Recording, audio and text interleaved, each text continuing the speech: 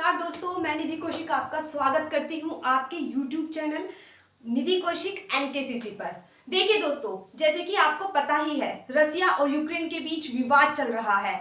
बहुत चर्चाओं में है, ये विवाद बहुत ज्यादा चर्चा में है। आप सभी ने देखा ही होगा, इसके बारे में सुना ही होगा कि रूस और यूक्रेन के बीच डिस्प्यूट।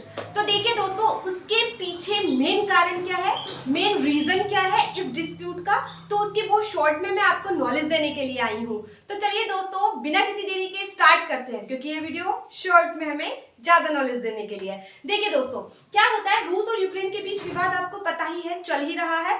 और लेकिन इसका जो मेन रीजन है, क्यों चल रहा है ये, आखिर ऐसा क्या हुआ रूस और यूक्रेन के बीच। जब रूस का एक हिस्सा हुआ करता था यूक्रेन, तो आज इन दोनों में इतना क्या भाई, इतनी क्या नफरत पैदा हो गई कि ये एक दूसरे के लिए पूरा जंग छेड़ दिए हैं। तो चलो देखो दोस्तों, हम आज इसके बारे में आपको अच्छे से बताते हैं कि क्या है इसका मेन रीजन विवाद का। तो देखो दोस्तों, रूस यूक्रेन के बीच विवाद, यूएसएसआर। देखिए, अब जब 15 देशों का संघ हुआ करता था, पहले, बहुत पहले की बात है, इतिहास में थोड़ा सा चले पीछे, तो यूएसएसआर 15 देशों का संघ हुआ करता था। तब 1991 में क्या हुआ कि ये जो संघ था वो टूट गया। 14 देश अलग हो गए रूस से 14 देश अलग हो गए।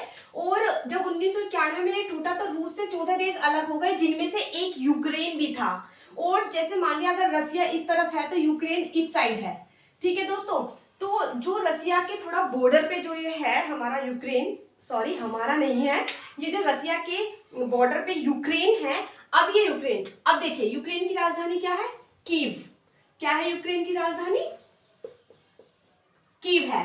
तो यूक्रेन उसमें से एक देश हुआ करता था, जब रसिया से वो अलग हो गया और राजधानी इसकी जो कीव है इस टाइम पर। तो क्या हुआ इसके अंदर, यूक्रेन जो चाहता है, देखो पहली बात हम ये देख लेते हैं कि मैं थोड़ा सा डिटेल कर देती हूँ इस चीज को, कि जो ये यूक्रेन है ये नाटो में संबंधित होना, मतलब नाटो में शामिल होना चाहता है। ठीक, ये जो यूक्रेन है ये अपने आप को शक्तिशाली बनाने के लिए नाटो में शामिल होना चाहता है।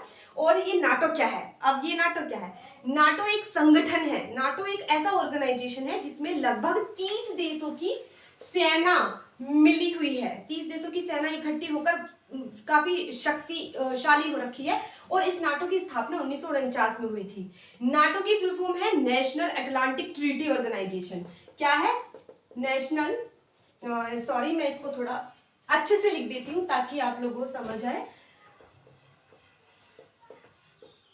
National Atlantic treaty organisation.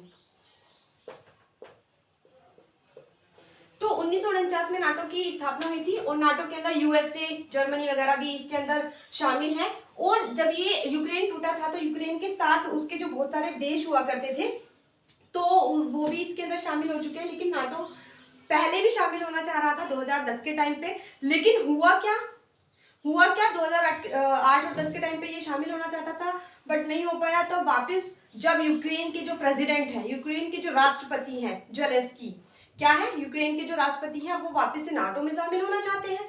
अब क्या है, जब वो शामिल होना चाहते हैं तो रसिया को ये खबर लगी कि वो नाटो में शामिल होना चाहते हैं। अब रशिया के बॉर्डर पे यूक्रेन है, अगर नाटो में शामिल हो जाता है यूक्रेन तो रसिया को खतरा है।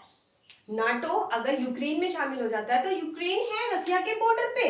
अब इस बॉर्डर पे नाटो अगर आ गई तो रसिया के लिए बहुत बड़ा खतरा साबित हो सकता है। बस यही मेन कारण है कि रसिया जो है, जो रूस है, सॉरी, जो मतलब ये जो रूस है वो यूक्रेन पर आक्रमण कर रही है और इसको दबाने की कोशिश कर रही है कि तुम नाटो में शामिल ना हो, और इसीलिए वो उसको दबा रही है, उस पर मतलब हमले कर रही है। और एक खास बात और है, वैसे काफी मतलब जो है इस यूक्रेन के अंदर भारत के लगभग 20,000 लोग, कितने, 20,000 जो है लोग यूक्रेन में हैं भारत के, ठीक है।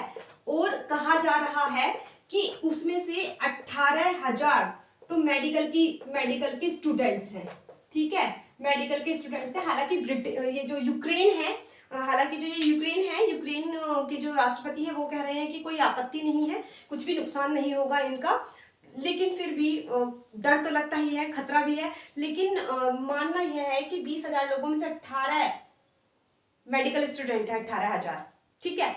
तो कुल मिलाकर के ये विवाद नाटो में यूक्रेन के शामिल होने की बात सुनकर रूस ने इस पर अपना जो है प्रतिक्रिया की है। उस प्रतिक्रिया का प्रतिफल है कि रूस और यूक्रेन के बीच इतना बड़ा विवाद उत्पन्न हो गया। हालांकि बताने के लिए मेरे पास इसमें बहुत कुछ है, लेकिन बहुत शॉर्ट में आपको इसका बात बतानी थी कि भाई आखिर ये विवाद है क्यों।